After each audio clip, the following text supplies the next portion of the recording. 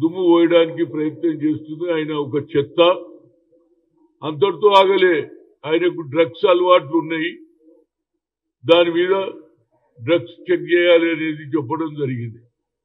దీని మీద మా నాయకుడి మీద ఇంత అవమానమైన మాటలు మాట్లాడుతున్నారని తెలుసుకొని కేసు ఆమెకు నోటీస్ ఇచ్చిండ్రా, ఆమెకు ఈ భాష మాట్లాడడానికి అర్హత ఏమున్నదని అడిగినరా అని చూస్తే ఇంతవరకు కంగనకు ఎలాంటి నోటు, నేను ఆల్రెడీ ఏసీపీకి మాట్లాడినా, సీఐకి మాట్లాడినా, అన్ని మాట్లాడినా ప్రభుత్వంలో ఉన్నటువంటి అఫీషియల్స్ ఎందుకు పట్టించుకుంటలేరు?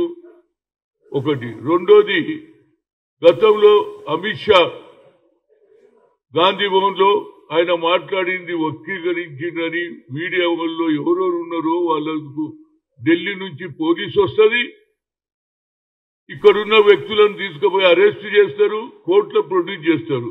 కంగనా రౌత్ ఏ విధంగా మాట్లాడింది దాని మీద కేసు పెట్టడానికి ప్రయత్నం చేసినా పోలీస్ అధికారులు ఎందుకు నిర్లక్ష్యం చేస్తున్నారనేది పాయింట్. ఎందుకు చెప్తున్నా అంటే అమిత్ షాకు ఒక రూలు, మాకు ఒక రూలు అని అడుగుతున్నా. ఆయన హోమ్ మినిస్టర్ ఉన్నాడు కాబట్టి చరచట ఢిల్లీ నుంచి పోలీసులు వస్తారు, ఇక్కడ ఉన్న గాంధీ భవన్ లో మీడియా మిత్రులను పట్టుకుపోయి ఏది అరెస్ట్ చేస్తారు, కోర్టులో ప్రొడ్యూస్ చేస్తారు. ఈ విధంగా ఈ ద్వంద్వ వైఖరి ఏమిటి అనేది నాకు అర్థమైతలేదు. ఇందు గురించి ఇమీడియట్ గా మరి డీజీపీ గారు దీని మీద శ్రద్ధ వహించాలి. నేను మాట్లాడిన ఎస్పీతో మాట్లాడినా కానీ ఇంతవరకు దాన్ని ముందుకు తీసుకుపోతలేరు. ఇమీడియట్ గా చేయకపోతే నేను పోలీస్ స్టేషన్ ముందే ధర్నా చేస్తా. ఎందుకంటే మా నాయకుడికి అవమానం జరుగుతాయి.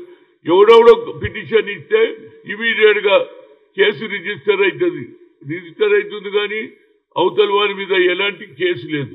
కనుక ఇమీడియట్ గా పోలీస్ అధికారులతో, ముఖ్యంగా కమిషనర్ గారు దీని మీద కొత్తకొచ్చిండు మా మిత్రుడు, ఆయన కూడా ఇమీడియట్ గా దీని మీద శ్రద్ధ వహించాలని కోరుతున్నా. ఎందుకంటే ఇది మేము బాధపడుతున్నాం.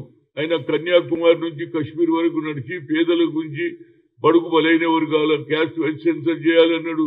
పేదవానికి అన్యాయం జరుగుతుందని చెప్పాడు. ఆ 10% ఉన్న వాళ్ళే ఎంజాయ్ చేస్తున్నారు, కులగన జరగాలన్నాడు. అంతటితో కాదు, ఆ ఫ్యామిలీ ఈ దేశానికి తండ్రి, వాళ్ళ నానమ్మ కూడా ఈ దేశంలో ప్రాణాలు అర్పించినటువంటి కుటుంబాన్ని పట్టుకొని నోటికొచ్చినట్టు మాట్లాడడం నాకు చాలా, నాకే కాదు ప్రతి ఒక్కడు అభిమానులు, రాహుల్ గాంధీ గారి అభిమానులు అందరూ కూడా ఫీల్ అవుతుండ్రు. ఇమీడియట్ గా కేసు రిజిస్టర్ చేయాలి, ఆమె మీద తప్పనిసరిగా నోటీస్ ఇవ్వాలి, పిలిపియాలి.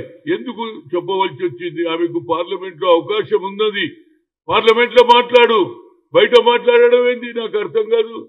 You are a parliament member, you got opportunity to discuss there. ఆయన ఏమనాలి, ఏం కథ ఆడ మాట్లాడితే ఆయన జవాబు చెప్తాడు. ఆయన జవాబు చెప్పుకోవాలనా? అంటే మీరు ఇష్టం వచ్చాడు అవమానం చేయొచ్చు. ఆయన డ్రగ్స్ అలవాట, ఎవడు చెప్పిండు నీకు డ్రగ్స్ కలవాడు? ఆయన ఒక చెత్త మాటలు మాట్లాడుతుంటున్నాడు. కనుక ఆమె ఆడపడుచు కాబట్టి నేను ఫర్దర్గా ఏం మాట్లాడా కానీ పోలీసు తప్పనిసరిగా అతని మీద, ఆమె మీద యాక్షన్ తీసుకోవాలని, రేపే తెలియకపోతే మాత్రం తప్పనిసరిగా కార్యకర్తలు, రాహుల్ గాంధీ అభిమానులు తప్పనిసరిగా పోలీస్ స్టేషన్ ముందు ధర్నా దిగుతామని పోలీసుకు నేను రిక్వెస్ట్ చేస్తున్నా, దాంతో పాటు హెచ్చరిస్తున్నా కూడా. Thank you very much. ఉన్నది communist and Congress, Jamalapuram Keshavarao, Ramananda Tirtha, PV Narasimharao లాంటి వాళ్ళు షెల్టర్ ఇచ్చారు, పనిచేశారు. వీళ్ళు ఎక్కడ లేదు. ఇప్పుడు వాళ్ళంతా మేమే తెచ్చినాం అనేదో పెద్ద బహిరంగ సభ పెడుతుంది. దానికి రాష్ట్ర ప్రభుత్వం కూడా ప్రజాపాలన దాని మీద వాళ్ళు మీటింగ్ కూడా పెట్టిండు, చేస్తున్నారు మన సిటీలో. దానికి మేమందరం సంతోషంగా ఉన్నాము. అదేవిధంగా అక్కడ జరిగిన ఒక ఇన్సిడెంట్ చెప్తా. 1947లో వచ్చింది స్వాతంత్ర్యం, కానీ 1948 వరకు కూడా ఈ రాష్ట్రంలో ఉన్నటువంటి నిజాం రాజు దానికి ఒప్పుకోలే. నేను ఒక సెపరేట్ కంట్రీ పెట్టుకుంటాను అది చెప్తే అప్పుడు పండిట్ జవహర్లాల్ నెహ్రూ గారు సర్దార్ వల్లభాయ్ పటేల్ హోమ్ మినిస్టర్ పంపిస్తే